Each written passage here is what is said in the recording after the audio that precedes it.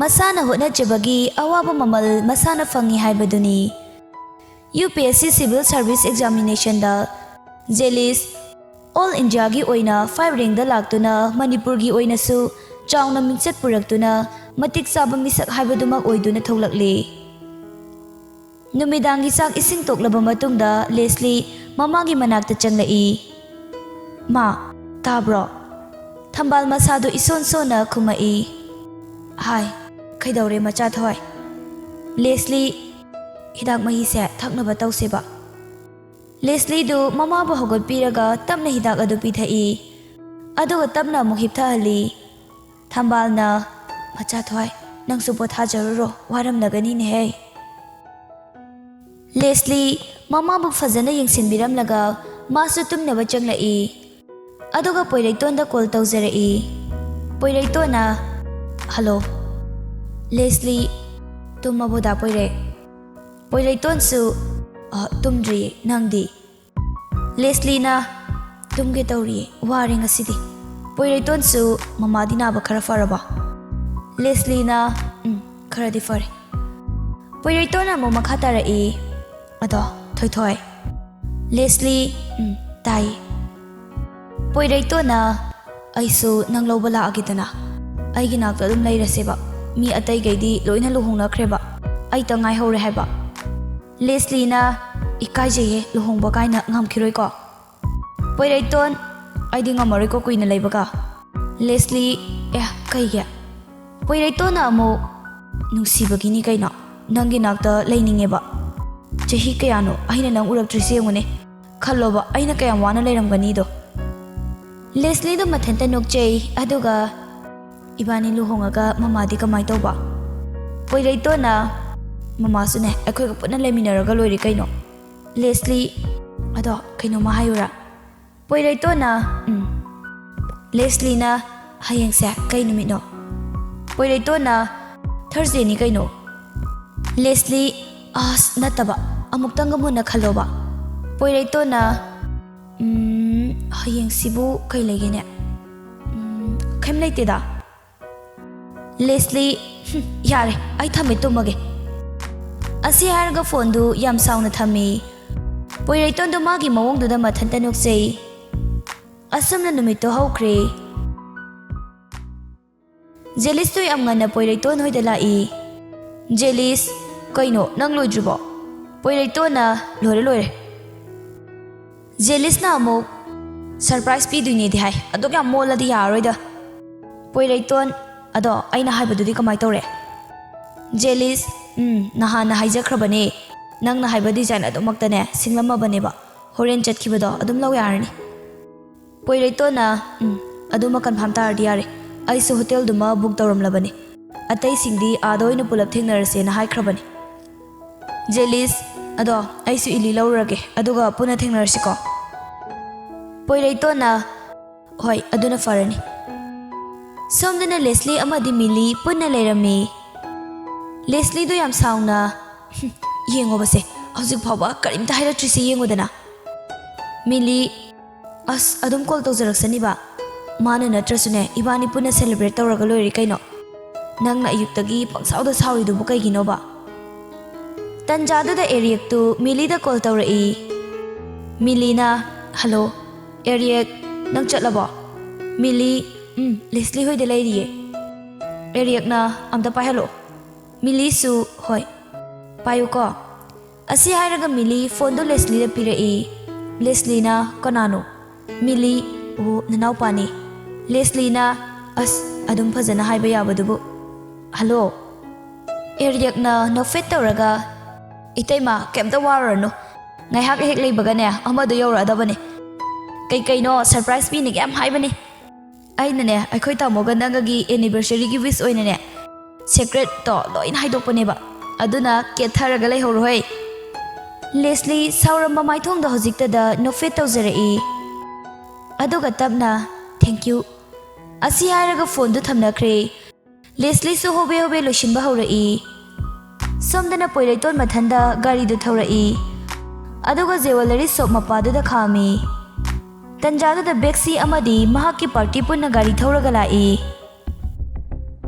Nupa amana adagisi nahanwagi sakyam thakhatkiba angang do natro. Beksi na aina mabu singla ibase kuirabani ngasidi magi aroibu numit oirabani. Poiraiton su mahakna singlamba ringdu yengduna yam harauna thoglai. Aduga beksi mahaki gari du kanna poiraitona lakliba maikai duda thaujilai.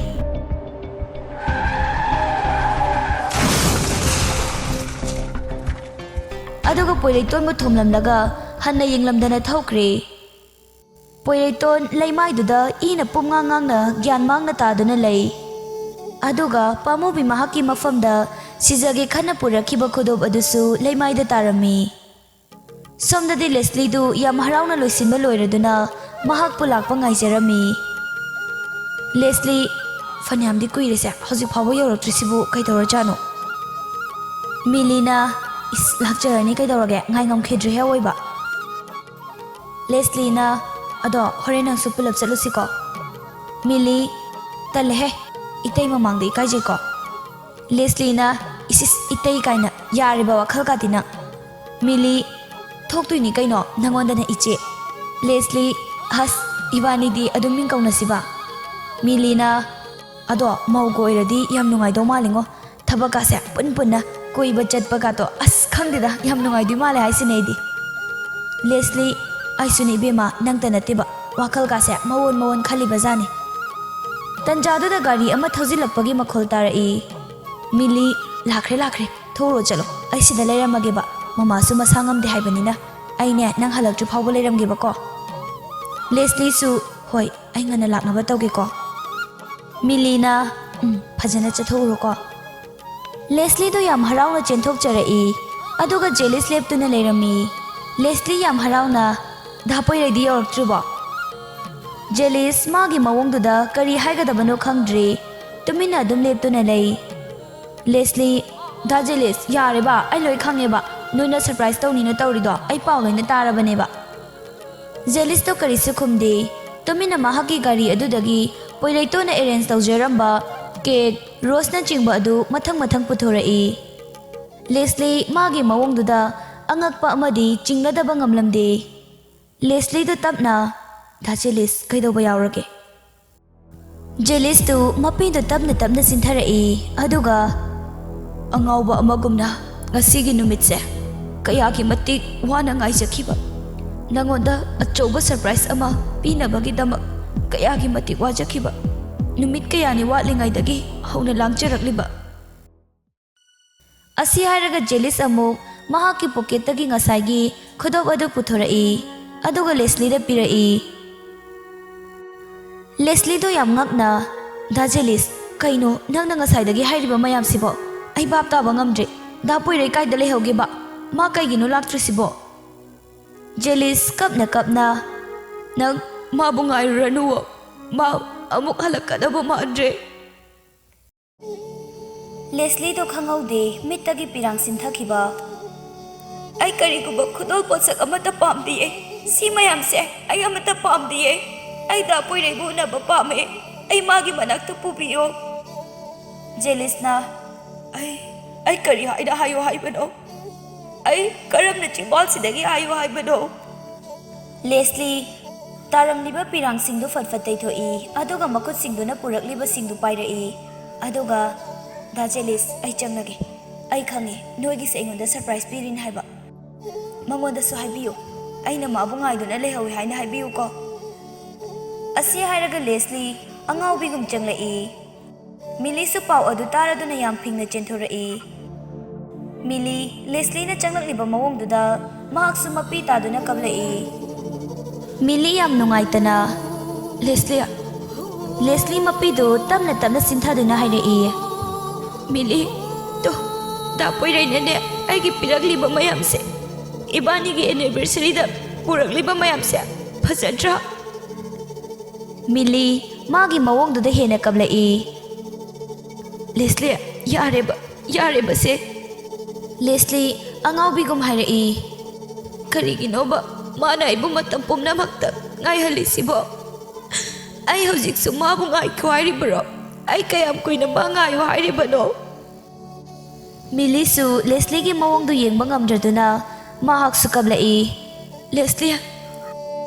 Leslie do ngaihak lebaga gyan mangduna lektharai.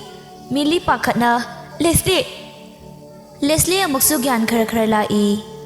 Amuk mahak na gyan tarakpa matamdadi hospital da mahak ko laikanaduna leirami.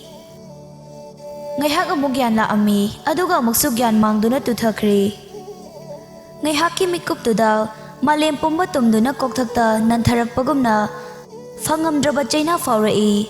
Sor holi haiba tangni haksangi kayat pumba asiba amagi hakchanga pangkhak oirai. Sagatlamba asa nungsina semgatcharamba manglan kaya ngasidi macit tana kairakhi. Somdasu poileiton emergency ward ta pusinduna mahak pukan laikanari. Adubu khara kanna koki sarukta thomkhibana thajabagi wangmadani laikhribadu. Ngaihaki matungda doctor nursing dusu thoknarai. Jelis to pakhatna doctor patient sigi condition dubu. Doctor do haifet khallaga takna hairai. Hauji mahak noiriba condition se craniocerebral trauma haibaduni haibadi mayamna TBI traumatic brain injury haina khangnabaduni. Mahaki asi kokki sarukta hena kanna sokhibana fagalakpagi chance ti yam nemi. Anyway akhoi puna isor khoiraminasi. Rani chada thaktabana maram oiraga nongmagi soksin helai. Machagi wakhalda ahing nungthil animak machi famduna kaptuna lay. Jelis thokriba thodok adu karamna thokhibano haiba adu kopna thigalai. CCTV footage ki matung ina khangba ngamle Bexi gi ni haiba adubu Bexi gi langla langjil kanna su haiba ngamde. Mai hauna sauraba area mahaki marup singa loinana Bexi bu kopna senarai. Mahaki every details khudingmak thigatpa horai. Area to yam thamoi sokna khudum singna hairai. Kayam kuina nang lot pangamgani nang bu hek thingnaba mikupta ikut sina nang busu aina hatkani mase aigi lengraba wasakni. Jelis amadi area changduna Bexi bu phangnaba thirai. Mahaka pulamba kangbusing adu mathang fagalaba matungda Bexi gi laifam khangladuna yamlaba jelis ki mi singa loinana Bexi bu phaduna police custody da pukhalai. Area kadomdagi no khangde Bexi bu gari adudagi laktana singthoga mamai mamit khangdana I taba makai thinjilai. Aduga mahaki license gan adu puthorai. Aduga log tawraga Bexi gi makoktuda nammi. Mahai chensinaraktuna khami. Aduga area ki mamanaba singdusu chenthoraktuna khamdoi. Samna area kaiduna ngawrabo dipakna amuk adu tangdi tawgano bai akhoi na harise nang amta taw adu tawgano. Johnson bai ngaihaki aningbaduna mang thagano nang tungi khara khalo. Area tu mamanaba singduna khambaduda karisu tawba ngamdre. Bexi do yam usitana matindu sitli thui naril jingduna su ai bu hatkani kaina asi hairaga amuk yam usitana noi. Area amuka su mamai duda khutumduna thinjili. Sala usittaba nang ama manghanbadi kaisu nate khudak sidane nang ama kapthoga halabasu aingonda mangjagadaba nate. Adubu sadagi hena tonba jiba nangumba amaga ai gon sinabado ai pamde motlaba mahik singdo ifamda chuhobado ai pamde khanglabra. Asi hairaga amuka su thinjili. Bexi yam sauna nang aina kaidawake ngonang. Erek tu yam sauna nang na kaidawdoriba ha napana laklama ifamda khoiramlabasu aina nangbu thadokadabadi nate khanglabra. Hoi aduga amana ne aina leirikai nang aigi khobak nungdagi nanthoktu chatpa ngambra haibado nabit peni yong. Bexi mamit tu khana yengi aduga Bexi su jingaga pusinduna chatkre. Masagi maralgi matik chaba cheirak oina numitugi thodok aduda chenaramba miyoising aduga loinana punsi supagi oina kaisam jelda phadok tanaba haiduna court na rai takre.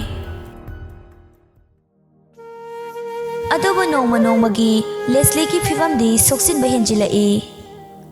Solabi mama ama laili haibagi awaba nungaitaba karigumba amata phaukhidre. Ayuk nungthil animak amambagumlaba sangsar amade hingli.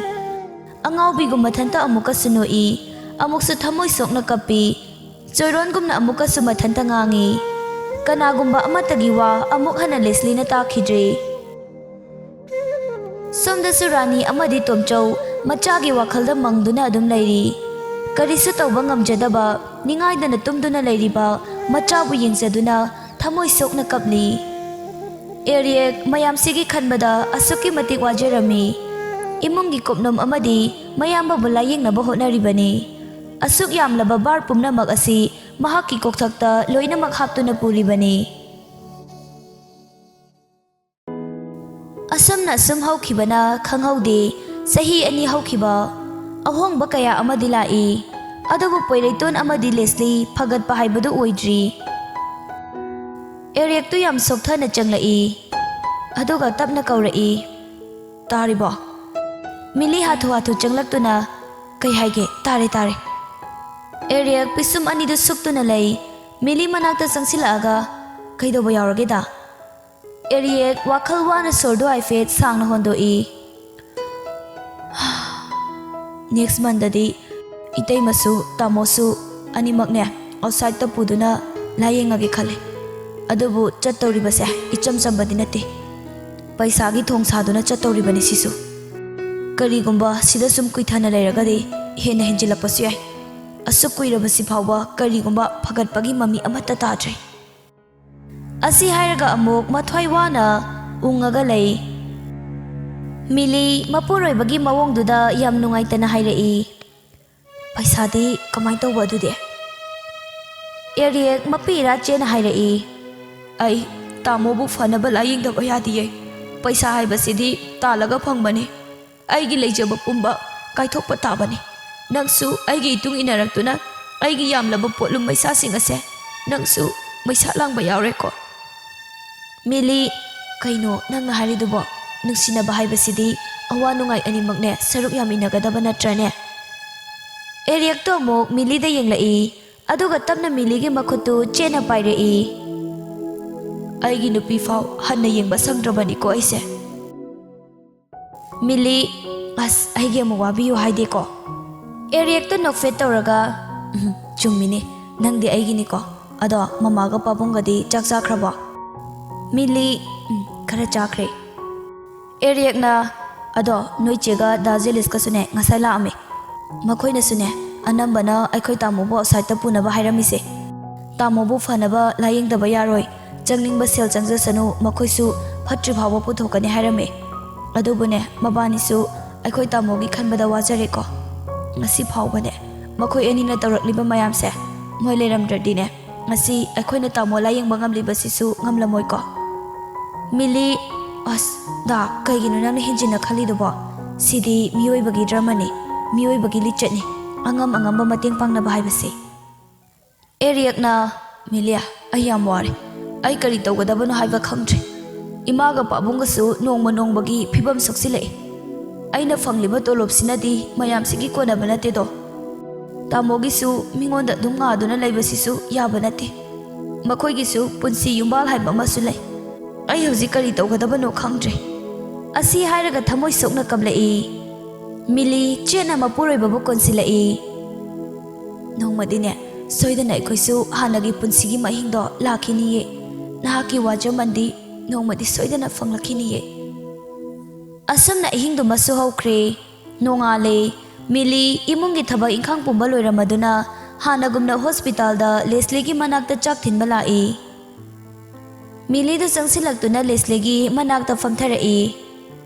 Leslie tabro se tabro ba amton silaune nangi kainoma puri eba kari mange amta hairaune. Leslie do tamna onthorai aduga tumina lay kari sungangde kari gumba maithongi mami amata sutade.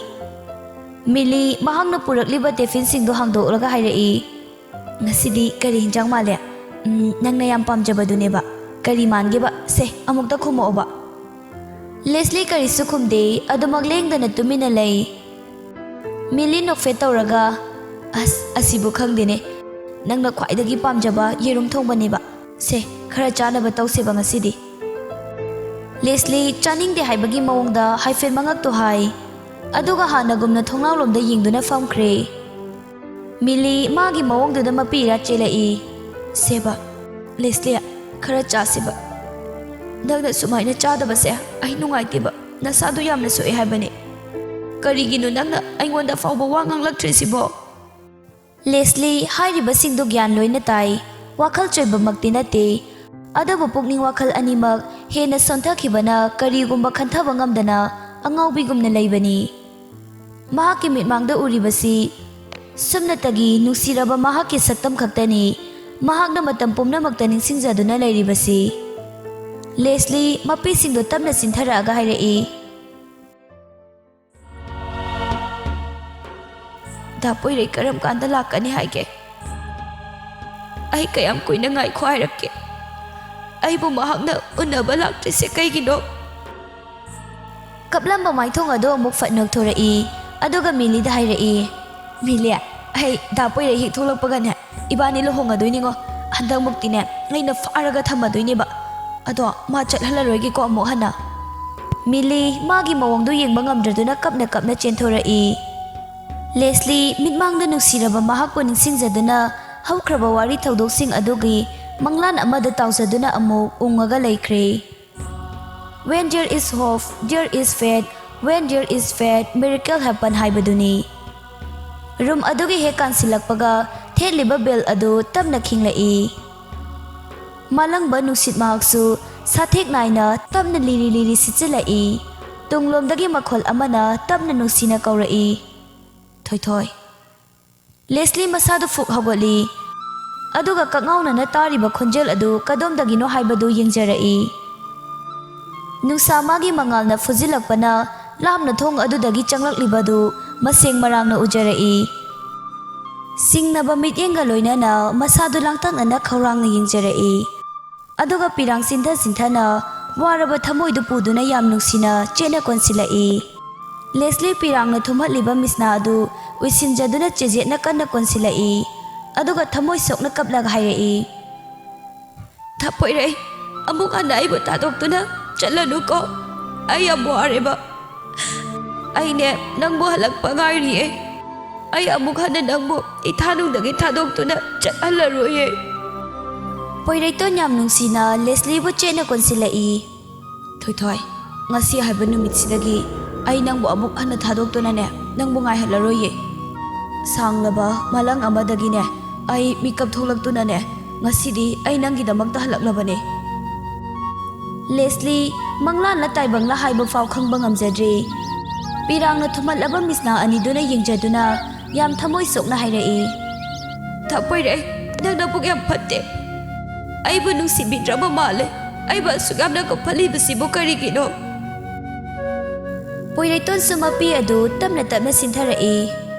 Thoi ai nangbu thamoi sengna nungsiye. Nangdi aigi thamoigi naitom satpi leirangni. Aigi thawai ni. Aigi pumnamakni. Amuk sumapi du taithoi. Aduga nangna chainingba nangna ngangningba singdo loina chairoba. Ngasidine matam amagi thoi-gi dapoirai do laabaneba. Asi paikriba khudangse ai mikup amata oirasu paikriba khudangse ai thadoklaroye. Leslie do yam nungsina momon tawraga yengjarai. Aduga mapisingdu tap taraga yam nungsina tamna poirai tongi mamaida pairai. Dapoirai nang nayang yam kangsile ko. Nang yam waramgani ko. Yam naramgani. Aisu dapoirai bune amuk hanai famdagi lapthok halaroi. Nangna chatpa khuding ai haksune nahaki namigumna natung inajage ko. Poirai ton mahaki hanagi hek tawba makukta kaksi hatpida tawrai. Leslie su khangawdana khumdorai. Nai habada poirai. Poirai ton da yam nungsina thawai tana noksaduna Leslie bu mitkuptuna yengjarai. Angawbi amuk aigi itung inadrasu ngasidagine aigi nakta lehaladabane ba. Kanade yumda hanaba tawse. Leslie kaino hauzik hekta. Poirai ton asi hairaga amuk pisum anida suglap tawraga amuk Leslie da yenglai. Leslie yam pakhatna kaidawragi da poirai. Poirai ton nokfet tawraga sibu aigi matam amagi mangau thikhrabi thoi-durane mandreda natraba malida. Leslie su nokthorai yare cho. Asi hairaga anidusu yengnaduna thawai tana nokchei. Aduga thongjin maramdagi Eric, Millie, Jelis, Ili amadi Eric ki marup singdusu yauna imungi mioi singdusu yam harauna thongjin maramdagi ꯑꯅꯤꯗꯨꯅ ꯅꯨꯡꯉꯥꯏꯅ ꯋꯥꯔꯤ ꯁꯥꯔꯤꯕ ꯑꯗꯨ ꯌꯦꯡꯖꯗꯨꯅ ꯃꯈꯣꯏꯁꯨ ꯄꯨꯟꯅ ꯂꯩꯔꯝꯃꯤ꯫ ꯅꯨꯃꯤꯠ ꯑꯁꯤꯗꯒꯤ ꯍꯧꯅ ꯑꯅꯧꯕ ꯃꯉꯥꯜ ꯑꯃ ꯆꯪꯂꯛꯄꯒꯨꯝ ꯇꯞꯅ ꯇꯞꯅ ꯍꯥꯟꯅꯒꯤ ꯅꯨꯡꯉꯥꯏꯔꯕ ꯄꯨꯟꯁꯤ ꯃꯍꯤꯡ ꯑꯗꯨꯗ ꯑꯃꯨꯛ ꯍꯟꯅ ꯍꯜꯂꯛꯂꯤ꯫ ꯑꯉꯛꯄꯅꯤ ꯃꯄꯨ ꯃꯍꯥꯛꯀꯤ ꯂꯤꯂꯥ ꯑꯁꯤ꯫ ꯂꯦꯁꯂꯤꯗ ꯅꯣꯛꯐꯦꯠ ꯇꯧꯅ ꯂꯤꯖꯔꯛꯏ꯫ ꯑꯀꯥꯏꯕ ꯋꯥꯗꯨꯒꯤ ꯃꯅꯨꯡꯗ ꯆꯪꯂꯤꯕ ꯏꯁꯤꯡ ꯑꯗꯣ ꯋꯥꯗꯨꯒꯤ ꯃꯔꯥꯜꯂ ꯅꯠꯇ꯭ꯔꯒ ꯏꯁꯤꯡ ꯑꯗꯨꯒꯤ ꯃꯔꯥꯜꯂ? ꯄꯨꯟꯁꯤꯒꯤ ꯑꯉꯟꯕ ꯑꯌꯨꯛꯇ ꯊꯦꯡꯅꯔꯕ ꯃꯍꯥꯛꯄꯨꯅꯦ ꯀꯔꯝꯅꯗꯤ ꯀꯥꯎꯊꯣꯛꯄ ꯉꯝꯒꯅꯤ? ꯅꯨꯡꯁꯤꯕ ꯍꯥꯏꯕ ꯑꯉꯥꯎꯕ ꯄꯣꯠꯁꯛꯁꯦ ꯃꯥꯂꯦꯝꯁꯤꯗ ꯂꯩꯇ꯭ꯔꯕꯗꯤꯅꯦ ꯉꯁꯤ ꯉꯔꯥꯡ ꯑꯃꯗꯤ ꯇꯨꯡꯒꯤ ꯍꯥꯏꯅ ꯂꯩꯔꯝꯃꯣꯏꯀꯣ꯫ ꯄꯨꯝꯅꯃꯛ ꯅꯨꯡꯁꯤꯕ ꯍꯥꯏꯕꯒꯤ ꯂꯤꯄꯨꯟ ꯑꯁꯤꯅ ꯄꯨꯟꯗꯨꯅ ꯆꯠꯂꯤꯕꯅꯤ꯫ ꯃꯁꯤꯅꯤ ꯑꯩꯒꯤ ꯀꯥꯎꯉꯝꯂꯔꯣꯏꯗꯕ ꯆꯥꯏꯜꯍꯨꯗ ꯃꯦꯃꯣꯔꯤꯁ꯫ ꯑꯩꯒꯤꯗ ꯄꯣꯏꯔꯩ ꯑꯃꯗꯤ ꯅꯍꯥꯛꯄꯨ ꯃꯇꯝ ꯄꯨꯝꯅꯃꯛꯇ ꯉꯥꯎꯖꯗꯨꯅ ꯂꯥꯛꯂꯤꯕ ꯅꯍꯥꯛꯀꯤ ꯀ꯭ꯔꯦꯖꯤ ꯒꯔꯜꯐ꯭ꯔꯦꯟ ꯂꯦꯁꯂꯤ꯫